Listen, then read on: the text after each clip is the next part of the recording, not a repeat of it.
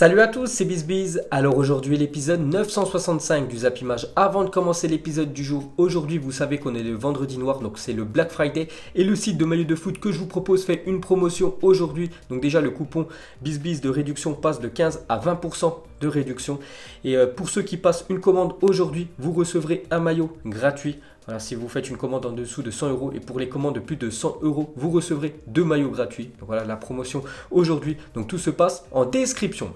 Donc maintenant les gars, place aux Zap Image 965. On va commencer avec la Coupe d'Europe. On va parler des deux clubs français qui ont joué hier. On va commencer avec le Stade Rennais qui jouait hier soir du côté du Celtic Glasgow. Et nouvelle défaite de Rennes cette année en Europa League. Si on compare avec l'année dernière, ça a été une saison fabuleuse en Coupe d'Europe. Alors que cette année c'est le néant total. Donc ils sont inclinés 3-1. Heureusement qu'ils ont marqué un but à la 89e minute. Sinon ils auraient pris encore une défaite, une grosse correction, 3-0. Donc voilà, le bilan du Stade Rennais c'est très moyen parce qu'on peut voir le classement de Rennes après 5 matchs. Donc c'est le classement du groupe E. Seulement un point pris après 5 matchs. Catastrophique cette année, le Stade Rennais. Ensuite, cette fois-ci, on va parler de l'équipe de l'AS Saint-Etienne qui joue un peu plus tôt que l'équipe de Rennes. Donc eux aussi n'ont pas réussi à s'imposer contre cette équipe belge de Gand. Donc score final 0 partout. Pourtant, ils ont bien dominé cette deuxième mi-temps. Ils ont touché la barre transversale. Ils ont créé beaucoup d'occasions, mais ils n'ont pas réussi à mettre ce but. Donc aussi, l'AS Saint-Etienne n'a toujours pas gagné cette année en Europa League. C'est incroyable. Donc officiel, l'AS Saint-Etienne est éliminé de l'Europa League. Donc vraiment, c'est le néant total en Coupe d'Europe cette année pour Rennes. Et l'équipe de l'AS Saint-Etienne. Et pour finir avec les Verts, on peut voir le classement de ce groupe I. Donc il ne reste plus qu'un match. Donc actuellement, ils ont 4 points. Wolfsburg qui est deuxième, ils ont 8 points. Donc même s'ils gagnent le dernier match, ils ne pourront plus revenir. Donc les Verts et l'équipe de Rennes déjà éliminés de l'Europa League. Ensuite, regardez le nombre de victoires par nation engagées en Europa League cette saison. Donc l'Espagne, les clubs engagés. En tout, il y a déjà 11 victoires des clubs espagnols, 9 points pour les clubs portugais et les clubs anglais. Il faut faire attention au Portugal parce que le classement, l'indice UEFA, le Portugal est juste derrière la France. Ils ont quand même gagné 9 fois en Europa League, donc ça va leur donner beaucoup de points. Et si on regarde la France, on est très loin. On est derrière des pays comme le Luxembourg. Le Luxembourg a quand même gagné un match cette année en Europa League, alors que la France, que ce soit la Saint-Etienne ou le Stade Rennais, n'ont remporté aucun match. Il y a aussi la Norvège qui a remporté aucun match cette année en Europa League. Ensuite, on continue avec le triste bilan des clubs français engagés en compétition européenne cette saison. C'est pour vraiment vous montrer que la Ligue 1 est très faible par rapport aux autres championnats, par un ou deux clubs qui assurent toujours en Coupe d'Europe en France. Je pense bien sûr au Paris Saint-Germain et à l'Olympique Lyonnais. Sinon, les autres, c'est très décevant. Donc, éliminé Saint-Etienne, 0 victoire, Rennes, 0 victoire, Lille, 0 victoire, Lyon, 2 victoires quand même. Bon, après, ils sont encore en course. On verra ce que ça donnera dans 2 semaines contre cette équipe du RB Leipzig et qualifié l'équipe du PSG, 4 victoires. Donc, il y en a beaucoup qui critiquent le PSG à cause de l'argent. Heureusement que le Paris Saint-Germain est présent, on peut dire, dans cette Ligue 1 et surtout est performant en Coupe d'Europe. Sinon, le Portugal et même la Russie passeraient devant la France, on peut dire, au classement UEFA. Donc on n'aurait plus qu'une équipe après qualifiée en Ligue des Champions. Ensuite, les clubs français cette saison en Coupe d'Europe, donc j'ai dit 6 victoires seulement, 8 matchs nuls, 11 défaites. Donc sans le Paris Saint-Germain, seulement 2 victoires, 7 matchs nuls et 11 défaites. Et sans le PSG et Lyon, donc ça fait quand même 6 matchs nuls et 9 défaites et 0 victoire. Ensuite, on va parler de l'équipe de Manchester United qui se déplaçait du côté de Astana hier soir. Et première victoire de Astana cette saison en Europa League. Ils n'avaient pas gagné un match. Et première victoire contre la grosse équipe de Manchester United 2-1 pour l'équipe de Astana. Ensuite, cette fois-ci, on va parler de Arsenal qui jouait à domicile contre l'équipe de Francfort et défaite des Gunners 2-1. Pourtant, Aubameyang avait inscrit un but dans la rencontre, mais Kamada a inscrit un doublé. Donc, nouvelle défaite et surtout, nouveau match sans victoire pour les Gunners. C'est quand même le 7e match consécutif sans victoire pour l'équipe de Arsenal. On peut voir une photo de Unai Emery. Voilà, lui, il est vraiment sur la sellette. Il devrait sauter un peu comme Pochettino qui n'arrivait plus du tout à gagner avec l'équipe de Tottenham. Il a sauté. Donc, Unai Emery. Ça va être une question de jour parce que 7 matchs sans gagner pour une équipe qui est Arsenal, c'est catastrophique. Donc on peut voir que les fans des Gunners ont mis un papier Emery out, nos tactiques, nos formations. Donc c'est pour vous dire qu'il est vraiment sur la sellette. L'entraîneur espagnol et Arsenal a identifié Nuno Espirito Santo comme remplaçant potentiel d'Unai Emery en cas de licenciement de ce dernier. Donc ça devrait être l'entraîneur de Wolverhampton. Normalement, le futur entraîneur de l'équipe de Arsenal, quant au Unai Emery, se fera licencier. Ensuite, on connaît déjà 13 des 24 qualifiés pour les 16e de finale de l'Europa League. Donc, il y a des belles équipes comme le Celtic Glasgow qui est des performants dans le groupe du Stade Rennais, le FC Séville aussi, Manchester United. Donc, il y aura aussi les 3e de Ligue des Champions qui seront reversés pour cette Europa League. Ensuite les gars, on va parler de la Ligue des Champions. Regardez l'équipe type de cette semaine, donc c'est l'équipe Fantasy, donc en fait c'est les joueurs qui ont été décisifs. Donc on peut voir voilà, des joueurs qui ont marqué hein, comme Lewandowski, quadruplé, Lionel Messi, un but. On peut voir aussi Lukaku hein, qui a marqué un but et 2 passes décisives, Hakim Ziyech qui a fait un gros match contre l'équipe de Lille. On peut voir Aurier qui a été buteur avec l'équipe de Tottenham. Donc voilà l'équipe type de la semaine en Champions League. Ensuite, on va parler de Zlatan Ibrahimovic a provoqué la colère des supporters de Malmo après avoir investi dans le club rival de sa ville natale. La statue à son effigie a été vandalisée. Donc, il avait inauguré hein, cette statue le 8 octobre 2019, donc il y a un mois et demi. Et un mois plus tard, on peut voir qu'elle a été vandalisée. On peut voir qu'il y a un sac poubelle là, sur sa tête, une cuvette de chiottes voilà, autour de son bras, voilà, parce qu'il investit dans le club rival de Malmo, le club où il a commencé sa carrière. Ensuite, des nouvelles de Eden Hazard qui est sorti sur blessure lors du match contre le Paris Saint-Germain. C'est son compatriote belge Thomas Meunier qui l'a blessé. Donc on en sait un peu plus sur sa blessure. Donc Hazard pourrait être absent 10 jours suite à sa blessure subie face au Paris Saint-Germain. Le Diable Rouge souffre d'une contusion externe de sa jambe droite. Donc voilà les dernières infos sur l'attaquant du Real Madrid.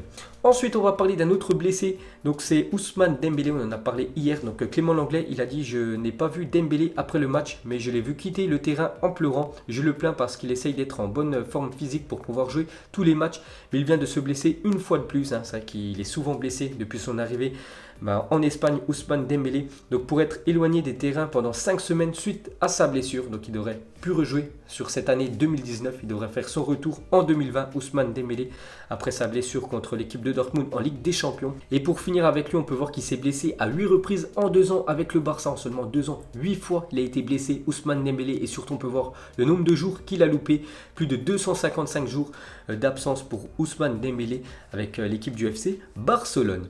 Ensuite, regardez le classement FIFA de ce mois de novembre qui a été mis à jour aujourd'hui. Donc toujours la Belgique en première position avec 1765 points. Toujours la France deuxième position et l'équipe du Brésil en troisième position.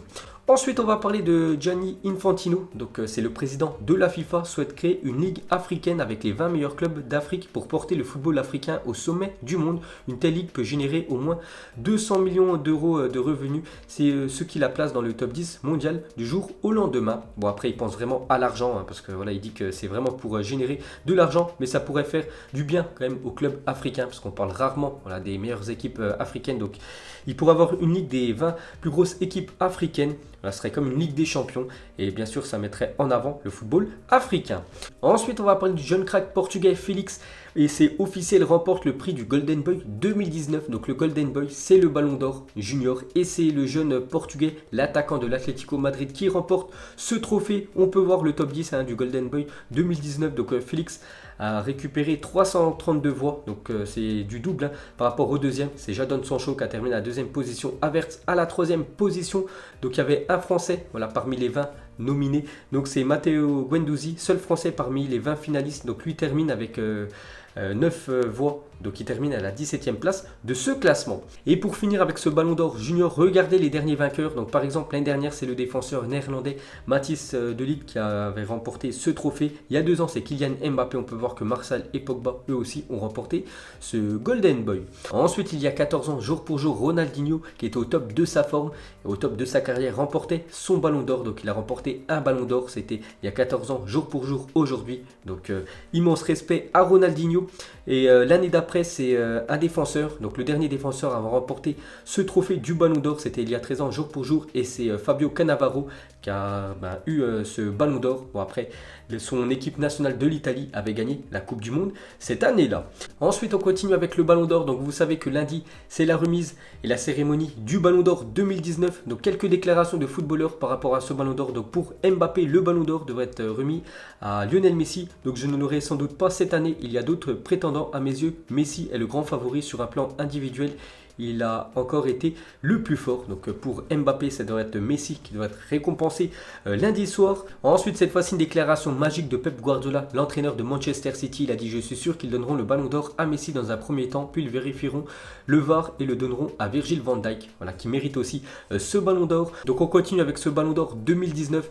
Donc pour ceux qui veulent pas être spoil, parce que peut-être il y en a qui attendent exactement cette cérémonie lundi pour savoir qui est le ballon d'or. Donc je vais vous donner certainement le ballon d'or 2019. 2019 les gars dans cette vidéo. Pour ceux qui veulent pas savoir, bah, soit quitter la vidéo ou avancer 3-4 minutes parce qu'on va parler de tout ça. Donc d'après les gars, les sites espagnols, même les sites anglais, le Ballon d'Or 2019 et c'est quasiment officiel, hein, c'est toujours pas officiel, on le saura lundi, mais voilà c'est quasiment sûr, ils en avaient déjà dit ça l'année dernière, ça a été Luka Modric et pour cette année les gars ça sera Lionel Messi, le Ballon d'Or hein, 2019. Donc on continue avec lui, donc selon Mundo Deportivo, Messi soulèvera son 6e Ballon d'Or la semaine prochaine. Les envoyés spéciaux de France Football se sont déplacés à Barcelone, donc c'était lundi, voilà lundi dernier, pour le lui remettre et surtout voilà pour faire une interview de Lionel Messi, prendre quelques photos avec le joueur argentin. Donc ils ont été aperçus du côté de Barcelone, donc s'ils vont à Barcelone hein, c'est pour remettre ce Ballon d'Or à Lionel Messi. Donc on continue avec le joueur argentin. Donc Mundo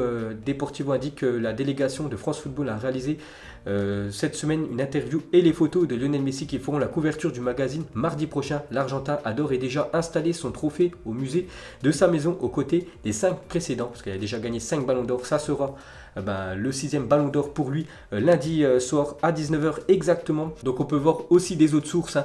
Donc d'après Transfermarkt, un site vraiment sérieux, donc c'est un site allemand. Pendant ce temps-là, le site Transfermarkt attribue déjà le Ballon d'Or 2019 à Lionel Messi, parce qu'on peut voir le Ballon d'Or avec le petit numéro 6, alors qu'avant il avait 5, actuellement il a toujours 5 Ballons d'Or, donc ils ont déjà mis le chiffre 6, vu qu'il va le remporter lundi soir.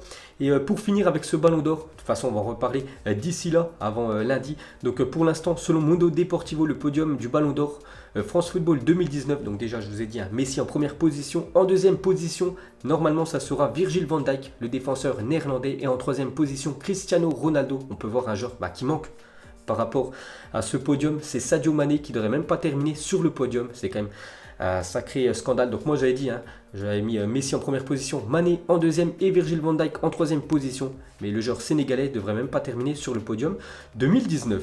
Ensuite on va parler du FC Barcelone qui fête aujourd'hui ses 120 ans d'existence. Regardez le palmarès impressionnant du Barça. Donc le Barça a gagné beaucoup de Liga ou même de Ligue des Champions.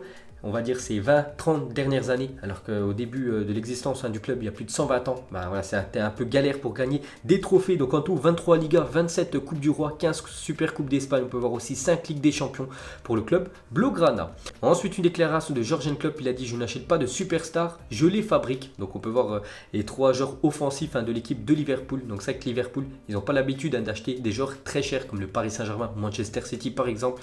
Mais voilà, ils achètent des joueurs avec un gros potentiel là, comme Sadio Mané ou même Firmino. Et bien sûr, après, ils exploitent ces joueurs et après, ils en font des superstars. Et pour finir ce Zap Image, on va revenir sur le Ballon d'Or et le classement. Normalement, c'est toujours pas officiel, mais ça devrait ressembler à ça. Donc Messi, première position, Van Dijk, deuxième position et Cristiano Ronaldo, troisième position. Donc pour vous, est-ce que ce classement est logique et mérité ou pas? Est-ce qu'il manque un joueur ou pas? Je sais pas, Sadio Mané ou peut-être Mohamed Salah qui aurait pu figurer parmi ces trois-là. Donc vous mettrez tout ça en commentaire, votre ressenti normalement sur le podium du Ballon d'Or 2019. Donc voilà les gars, la fin de ce Zap Image 965. Donc si ça vous a plu, un petit like et je vous ferai l'épisode 966 demain. Donc moi je vous laisse et je vous dis à la prochaine comme d'habitude. Ciao à tous.